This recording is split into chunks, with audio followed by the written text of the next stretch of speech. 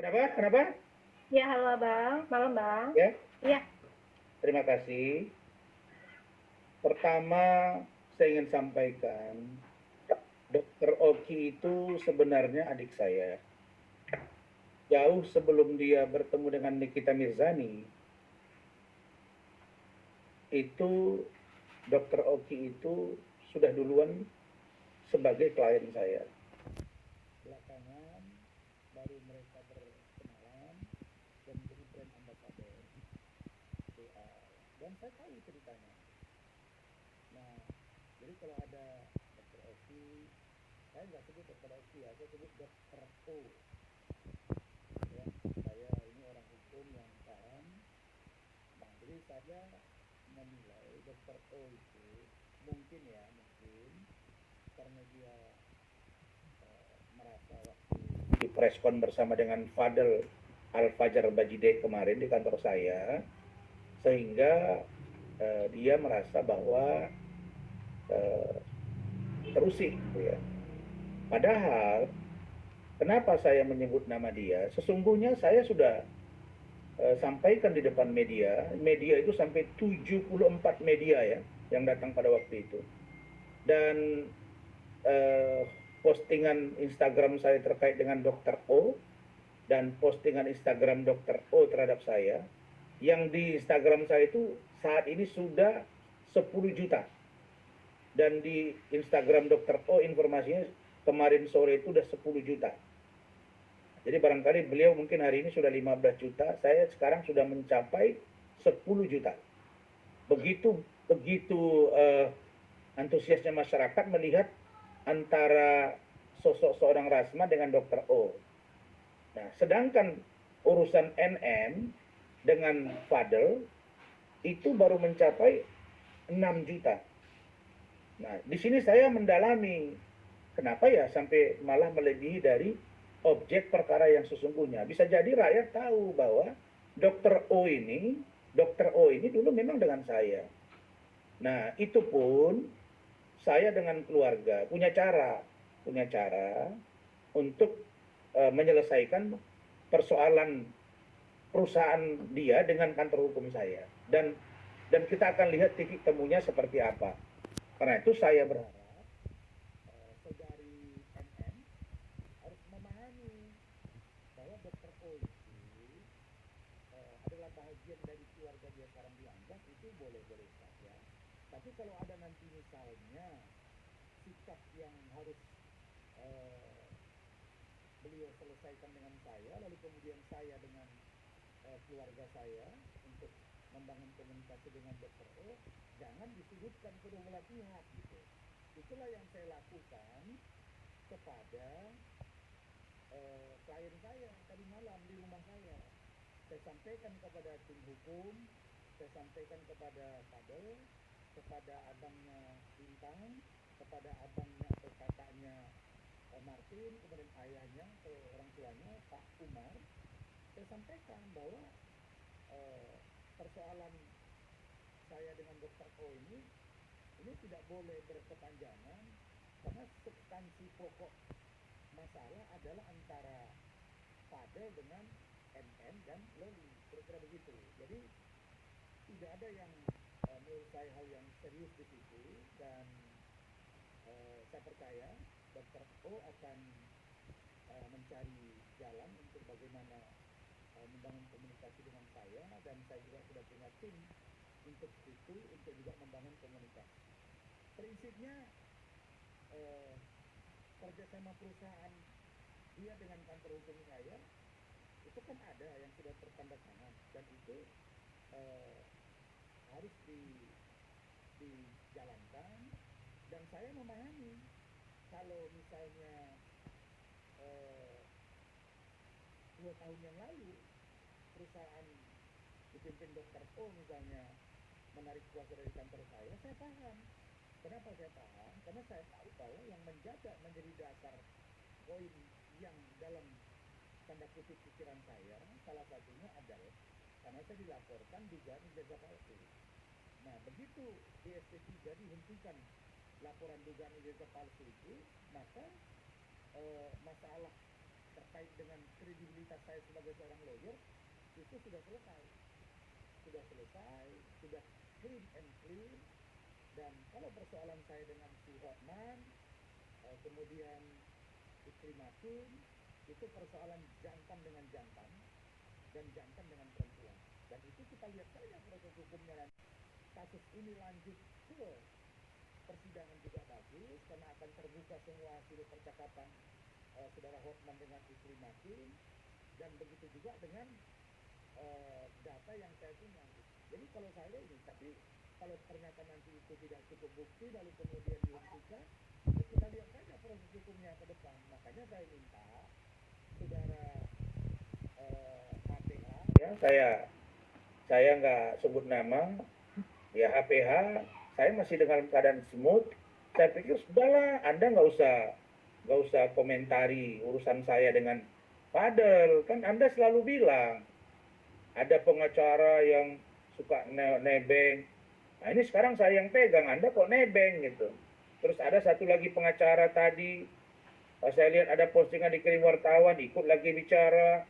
Lah, artinya saya hanya minta begini ya, apakah pengacara HPH, apakah pengacara FA, apakah teman-teman yang lain, SK, udahlah. Kita ini sama-sama merantau di Jakarta, berjuang dan bertarung di Jakarta. Takdir kita sebagai seorang lawyer itu sudah dicatat oleh Allah. Tergantung kita bagaimana menjalaninya.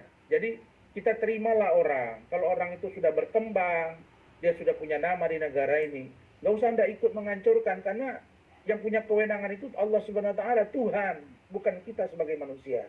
Begitu pesan saya.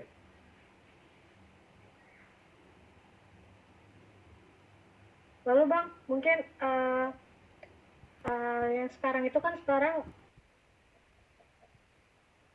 gini, kalian ini saya paham kalau Dr. Oki dibenturkan dengan saya, terus saya terpancing, itu sama dengan artinya nanti substansinya sudah tidak masuk lagi gitu.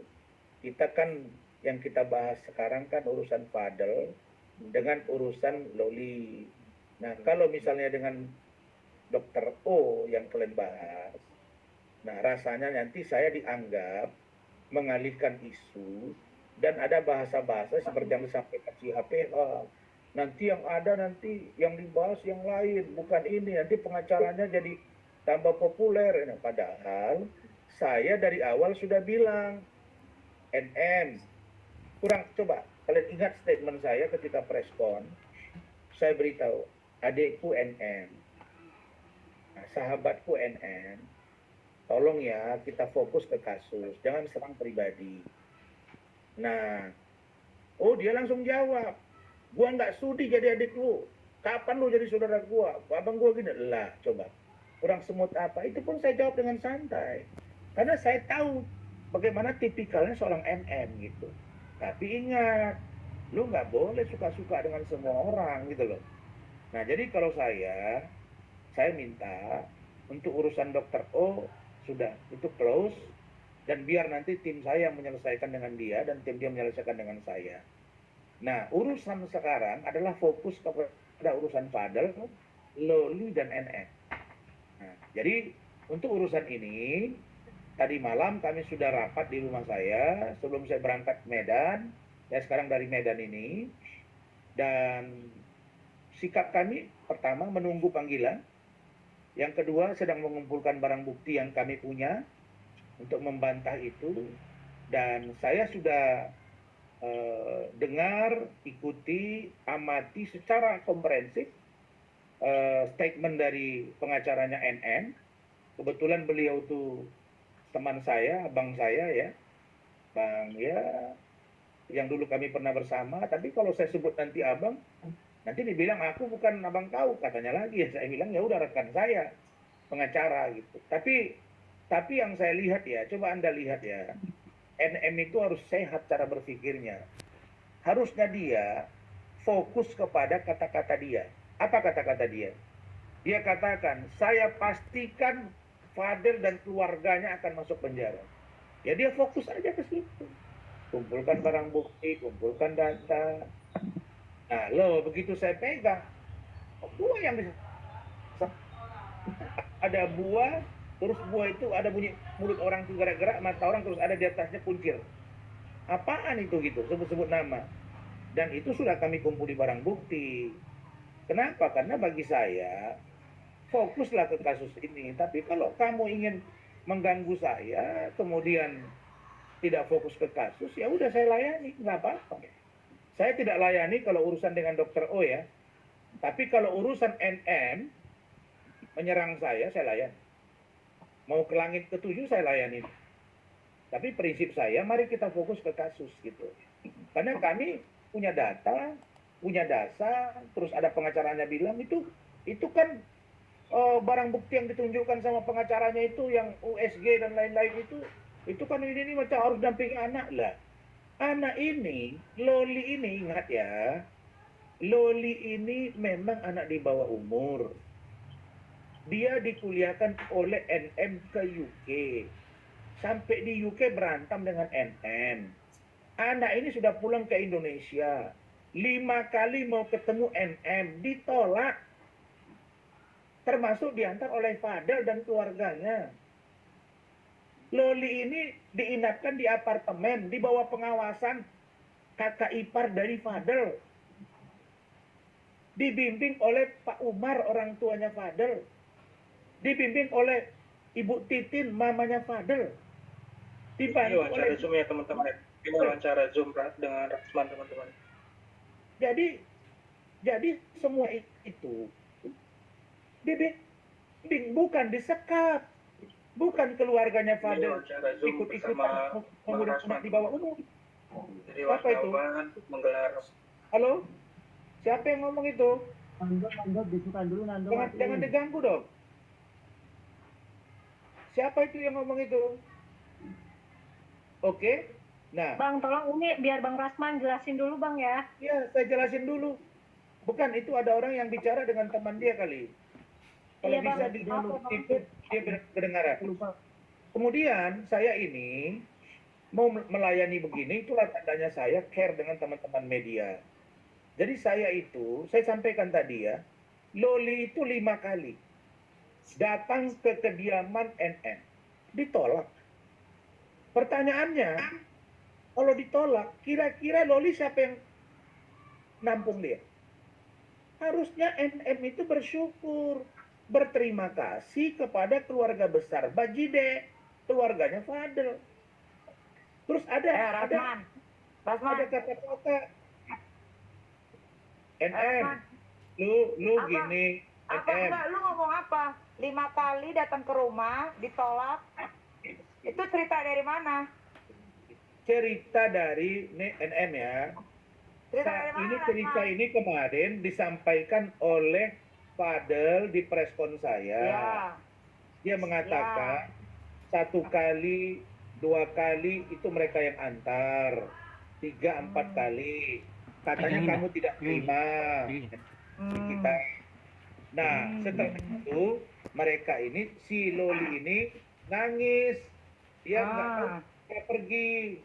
Lalu dibawalah ke apartemen, di bawah pengawasan kakaknya Fadel, keluarganya si Martin. Berarti benar dong, satu keluarga bersekongkol. Bersekongkol. Tapi kamu tolak. Kebayang nggak kalau misalnya? Gimana? Sekarang gini ya, Rasman dengar ya. Pernah sebelum ngambil kasus ini, sebelum ngambil case ini, lihat dulu nggak berita-berita yang sudah beredar? Lihat nggak video-video gue yang sudah beredar? Kan gue bilang, itu anak balik, tapi ada orang. Siapa yang mau bukain pintu? Berarti benar kan selama ini bahwa dia itu datang bukan karena atas keinginannya. Buktinya semua videonya ada kan? Buktinya setiap anak itu datang ke rumah gue, ada videonya kan? Berarti apa? Berarti itu anak dalam tekanan. Kok jadi lawyer nggak pintar sih? Dari situ aja udah ketahuan bahwa itu anak datang bukan karena keinginannya, tapi ingin datang supaya bisa dilihatin di videonya gue sudah datang. Betul kan? Nggak salah dong kalau saya menolak. Ini gini, ini saya lihat ada Dokter Oki juga. Ini bagus ini. Enggak, lagian Bagus ya? Rasman, nggak ngerti gue. Lu sendiri yang bilang dari awal, jangan bawa-bawa kerana pribadi. Tapi tiba-tiba di kelas-kelas kan lu bawa-bawa Dokter Oki. Terus nggak lama lagi, lu bikin lagi feed itu di IG lo tuh ya. Lu bilang katanya ada artis senior. Sekarang gue mau tanya, siapa artis senior yang bilang katanya mau ngawinin, yang bilang katanya suruh kawinin tuh anak? Bukan mau ngawinin dengan anak dia nih kita. Dia menyarankan, Bang, barusan, Ngapain disaran-saranin? Itu anak dulu, di bawah umur. Itu anak Dengerin. bawah saya, nggak ada urusannya sama orang dengar yang lagi dulu, kawin. dengar dulu. Barusan dia telepon lagi di depan tim saya di Medan ini, baru 20 menit. Artis itu ngomong, maksud dia itu gini, Bang, udahlah Bang, tunggu aja dewasa si Loli, mereka udah cocokkan aja, nikahkan aja sampai dewasa, gitu. Artisnya itu, Siapa artisnya? Siapa sebut nama? tidak boleh, karena dia minta di Lu juga Rasman, kadang-kadang juga suka aneh, ya. Gak pernah fokus sama persoalan yang sedang lu jalani ini. Gak pernah fokus, selalu melenceng kemana-mana. Ini gue nggak tahu ya. Dasar apa lu tuh sampai ngambil case ini tuh gue nggak tahu. Cuma gue mau positive thinking aja. Mungkin karena lu udah nggak ada pekerjaan, biarkan dan masuk ke media lagi. It's okay, it's fine, ya. Tapi jangan salah ya Rasman ya. Ini kasus bukan cuman, ini tuh bukan sekedar kasus cinta-cintaan. Ngerti nggak? Tahu. Iya. Terus ngapain lu bilang gini? Backingannya nih kita siapa? Gak perlu pakai backingan ngelawan lu, Rasman. Gini, kan aku nggak bilang, aku kan disampaikan orang ke saya. Itu di feed lu kan jelas itu backingannya. Iya, dengerin dulu. Kamu ngomong terus, aku ngomong dong. Aku layanin kamu loh, NN. Di sekarang gue yang ngerotos dong. Bentar dulu Bang, Abang, biar Nikita dulu dan Ya udah, silakan. Nah, ini kemarin ngerotos. Pakai bikin di feednya. Siapa backingannya MS? Gak perlu. Gue gak perlu pakai backingan. Gak perlu. Oke, sekarang gini. Oh, udah dikasih tahu Gini, makanya. NN, Nikita, sekarang dengerin dulu. Sekarang Fadel jatuh cinta dengan Loli jatuh cinta dengan Fadel. Ini kita apain? Kita mau gimanain ini orang? Lu kayak Jadi tolak Bang, jangan nggak ada ceritanya itu mereka bergabung lagi begitu.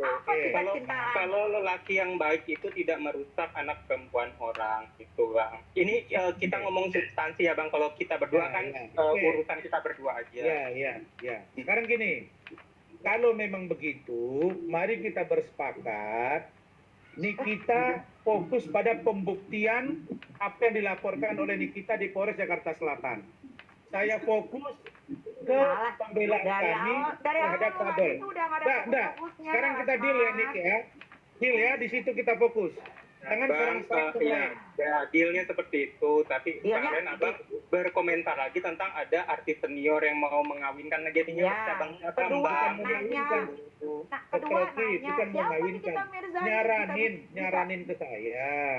Tunggu 16 tahun itu jadi 17-18 tahun baru dijodohkan. Nggak usah disampaikan itu. Habisnya kan Rasman, baca lagi itu ketikan lo yang ada di caption dia feed di IG. Baca lagi. Kan jelas lo nantangin gue di situ. Siapa backingannya Nikita? Saya nggak takut, saya sikat Nikita kalau salah-salah ini. Siapa juga yang takut sama lu, Rasman? Gue nggak ada takut-takutnya, nggak butuh backingan gue buat lawan lu. Kamu itu caption aku kamu bacain, tapi kamu lupa apa yang kamu hujat gua itu gimana coba? Ya, salah sendiri. Ada buah, ada bibirnya, ada matanya. Salah sendiri. Nah ya sudah. Itu konsekuensi, karena lu udah masuk ranah ini ya konsekuensi. Tahu dong harusnya dari awal. Sekarang gini, ini kasus sudah bergulir. Bang, udah izin aku mau nanya, tapi ini tidak ada hubungan tentang kita berdua. Saya mau bertanya tentang, Abang bilang kan dia berstatement tentang berpacaran baik-baik, bla bla bla bla. Abang tahu nggak kalau si P ini, saya tidak sebut nama, P ini diduga mengirimkan foto-foto alat kelamin dia ke perempuan-perempuan. Abang tahu nggak soal itu? Tahu. Nah, apakah itu salah satu contoh lelaki yang baik untuk anak yang dia pacarin di bawah umur? Saya coba tanya. Saya dong, itu biar kita lihat nanti teori pembuktiannya saja. Gak usah teori kayak gini aja udah jelas. Bahkan video dia saja pun ada sama saya, Dok. Video pribadi dia itu ada sama saya, Dok. Siap, Bang. Biar kamu juga tahu Nikita, saya tahu. Saya nggak akan bilang bahwa hal-hal yang begitu biar nanti teori pembuktian di penyidikan dengan pengadilan. Itu saja. Ngomong nggak dia? Ngomong nggak tuh klien lo kalau dia suka minta-minta uang dari anak di bawah umur tuh? Begini, Yang sekarang mentalnya jatuh. Ngomong nggak dia? dia ada dikirimin 10 juta, ada transfer lewat Cindy ya, saya sebut aja Cindy, katanya ada 40 juta, nanti dikirim lagi, dan itu ada transferan. Nah, yang gini-gini, maksud saya gini loh, nih, udahlah, nggak ngurusin soal duit ya, Bang. Gini, kenapa kamu dengan saya nggak duduk aja? Duduk yuk, sama dokter Oki. Duduk sama lu ngapa? Enggak, kamu, saya dengan dokter Oki, kita ngobrol, ini kasus mau diapain? Mau diapain? Mau gue penjarain itu. Namanya Fadel miskin ya, gembel. Dari awal kan udah bilang mau gue penjarain, mau diapain pakai nanya? Penjara. Nanya, Bang. Keluarganya gue penjarain. Nih, Puan. Izin Nikis, aku ngomong dulu, Bang. Izin nanya. Kalau seandainya ini dapat terbukti, Bang, kalau seandainya ini terbukti, kalau seandainya yang lain diam dulu. Tolong yang lain jangan berisik dulu deh, biar kita dengar dokter Oki bicara ini. Bang, izin, kalau seandainya nanti, ini kan kita ngomong seandainya, kalau seandainya nanti terbukti semua ini, apakah keluarganya juga bisa ikut terseret? Karena salah satunya contoh kayak sewa apartemen itu diduga atas nama Martin, terus juga mereka diduga ikut menyembunyikan Loli ataupun ikut Loli bersembunyi di mana diduga ya, Bang, ya, seperti itu. Coba Abang berikan statement sesuai kapasitas Abang sebagai kuasa. Terima kasih, Bang. Waktu mereka datang ke rumah saya, itu ibunya, bapaknya, 2 kakaknya dan pengacaranya. Itu pertanyaan pertama saya. Apakah benar kalian terlibat dalam penyembunyian anaknya Nikita Mirzani yang bernama Loli?